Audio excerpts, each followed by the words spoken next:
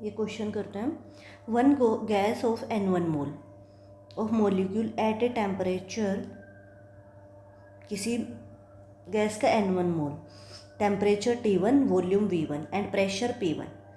कोई गैस है जिसका टेम्परेचर T1 है, वॉल्यूम V1 है, प्रेशर P1 एंड अनदर कोई गैस है उसका N2 है, T2 है, V2 है, P2 है। अब उन दोनों को मिक्स कर दिया, ठीक है, तो प्रेशर जो है वो P बन जाता है और वॉल्यूम V हो जाती है उस मिक्सचर की।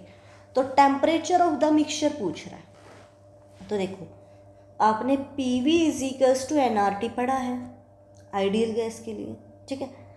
तो अब देखो यहाँ पे मैं एक एक के लिए लगाना शुरू कर देती हूँ।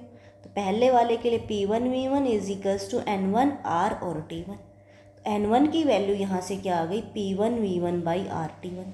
सेम N2 की क्या वैल्यू आ जाएगी, P2 V2 by RT2। Ma'am इसकी ज़रूरत क्या पड़ी, क्योंकि देखो बेटा ऑप्शन ध्यान से देखो, कहीं पे भी N1 नहीं है ना N2 है, मतलब इनको हमें रिप्लेस करना पड़ेगा, इसीलिए पहले मैंने निकाला। फाइनली जो होगा, अब मिक्सचर है तो उसमें N मोल्स हो जाएंगे N1 + N2।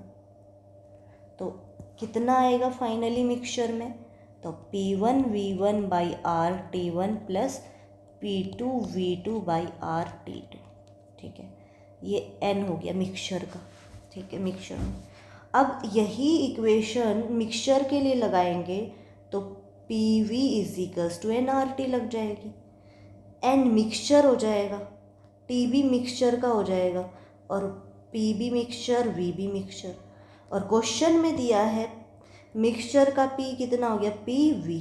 तो PV इज़, N की वैल्यू मुझे मिक्सचर की पता है, P1 V1 by RT1 + P2 V2 by RT2, R into T mixture, और मिक्सचर यहाँ पे निकालना है मुझे, ठीक है। इसको आगे करते हैं। देखो ध्यान से, ये R इसको और इसके R को काट देगा, तो PV = P1 V1 by T1 + P2 V2 by T2 और इंटू में T मिक्सचर।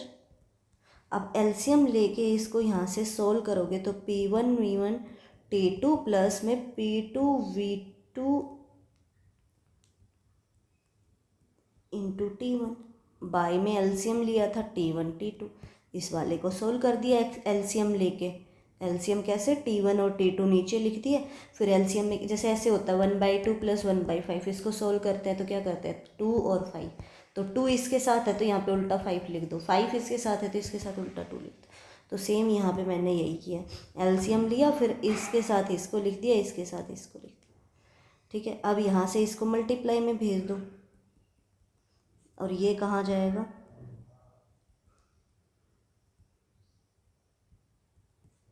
ये किसका आ गया, टी मिक्सचर का। क्यों भेजा, क्योंकि टी मिक्सचर चाहिए तो ये डिवाइड में है तो इस साइड मल्टीप्लाई में, और ये मल्टीप्लाई में है तो इस साइड डिवाइड। ये आंसर आ जाएगा, डन। हाँ, इसको आप उससे भी कर सकते हो, ΔU = 0 वाले कॉन्सेप्ट से भी, ठीक है।